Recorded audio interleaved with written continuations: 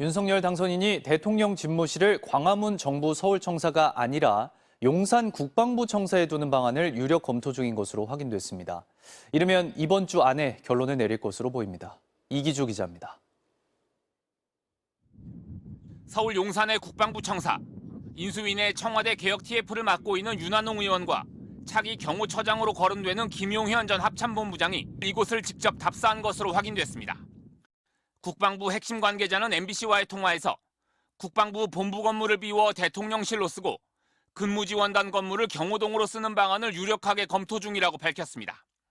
국방부 청사 주변에 상대적으로 고층 빌딩이 적고 위기 시 국방부와 연결된 지하 벙커를 이용할 수 있다는 점이 장점으로 꼽히며 유력 후보지로 논의되고 있는 겁니다.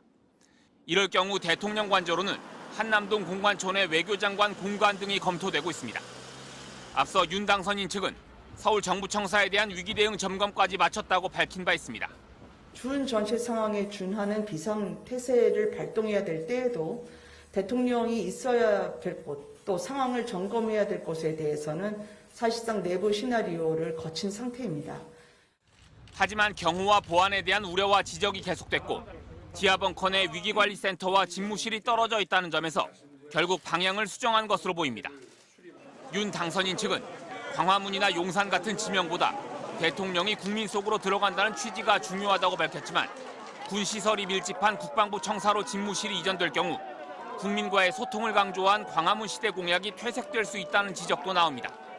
새로운 대통령실은 광화문 정부 서울청사에 구축될 것입니다. 국민은 늘 대통령을 만날 수 있을 것입니다. 윤한홍 의원은 MBC와의 통화에서 외교부 청사와 국방부 청사를 놓고 여전히 검토 중이라며 늦어도 이번 주말까지는 결정을 할 것이라고 밝혔습니다. MBC 뉴스 이기주입니다. 오미크론이 정점에 달하면서 오늘 코로나19 신규 확진자는 사상 처음으로 40만 명을 넘어섰습니다. 하지만 최근 4주 치명률은 계절 독감 수준이어서 무증상 경증 환자를 일반 병실에서 치료하는 등 정부가 병상 운영 효율화 조치에 나섰습니다.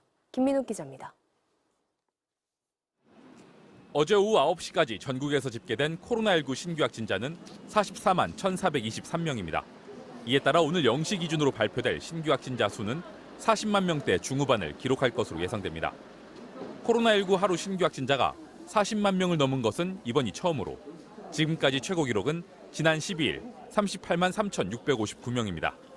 주말 동안 줄었던 검사 인원이 늘어난 데다 그제부터 동네 병의원에서 받은 전문가용 신속 항원 검사 양성도 PCR 검사 없이 확진 판정을 받으면서 확진자 수가 늘어난 것으로 보입니다. 당초 방역당국은 주간 일평균 확진자 31만에서 37만 명 수준에서 다음 주까지 정점을 보이고 일주일 뒤인 오는 23일을 전후해 감소세로 전환할 가능성이 있다고 예측했습니다. 확진자 급증으로 사망자와 유증증 환자도 연일 최고치를 기록 중이고 중환자 병상 가동률도 어제 기준 65.1%까지 올랐습니다. 정부는 병상 운영 효율화에 나섰습니다. 기저질환으로 입원했다가 확진됐거나 확진자 중 기저질환 치료를 받아야 하는 무증상 경증 코로나19 환자들을 일반 병실에서 치료하는 조치를 전국으로 확대하기로 했습니다. 코로나 확진 환자는 병실 내에만 유치하고 있고 꼭 필요한 의학적 사유가 아니라면 병실 밖으로 나오지 못하도록 통제하고 있기 때문에 별 문제는 없다고 생각합니다. 당국이 이런 조치에 나서는 이유는 오미크론 치명률이 높지 않기 때문입니다. 최근 4주간 코로나19 치명률은 0.1% 아래로 계절 독감과 비슷한 수준입니다. 정부는 또 인구 10만 명당 사망자 수도 우리나라는 미국과 프랑스의 10분의 1 수준으로 낮은 편이라고 강조했습니다. 이런 가운데 정부는 다음 주부터 적용할 거리 두기 조정안에서 방역을 더 완화할지를 두고 각계 의견 수렴 절차에 착수했습니다. MBC 뉴스 김민욱입니다. 조 바이든 미국 대통령이 러시아의 우크라이나 침공 이후 처음으로 유럽을 방문합니다. 나토 특별 정상회의에 참석해 우크라이나 지원 방안을 논의할 예정인데 우크라이나 젤렌스키 대통령과 만날지 주목됩니다. 워싱턴 김수진 특파원입니다.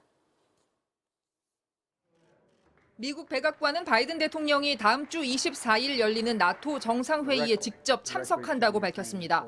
이어 EU 정상회의에도 참석해 우크라이나를 침공한 러시아에 대한 제재와 우크라이나 지원 방안을 논의할 예정입니다.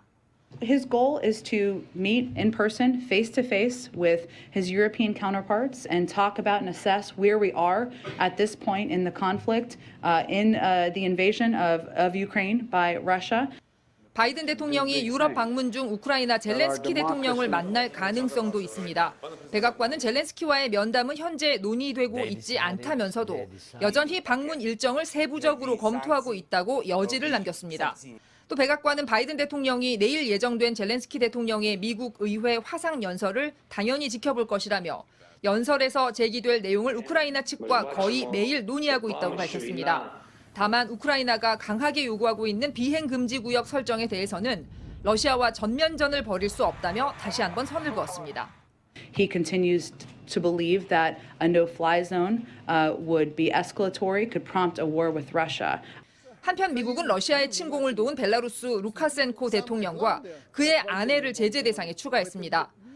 러시아도 바이든 대통령과 블링컨 국무장관, 오스틴 국방장관 등에 대해 입국 금지 등 제재를 내렸는데요. 백악관은 그 누구도 러시아에 갈 계획이 없고 러시아 은행에 계좌도 없다면서 아무런 영향이 없을 것이라고 응수했습니다. 워싱턴에서 MBC 뉴스 김수진입니다. 출근길 시야가 뿌였습니다. 밤사이 안개가 짙게 피어오른 건데요. 지금 보시는 건 서울의 CCTV인데 건너편의 건물이 흐릿하게 보일 정도로 시야가 답답하죠. 여기에 미세먼지까지 가세하고 있습니다. 오늘 서울을 비롯한 중서부 지역의 초미세먼지 농도는 종일 나쁨 수준이 예상됩니다. 그래도 날은 포근하겠습니다. 어제보다도 기온이 올라서요. 광주와 대구가 22도 안팎으로 4월 하순만큼이나 기온이 오르겠습니다. 날씨였습니다.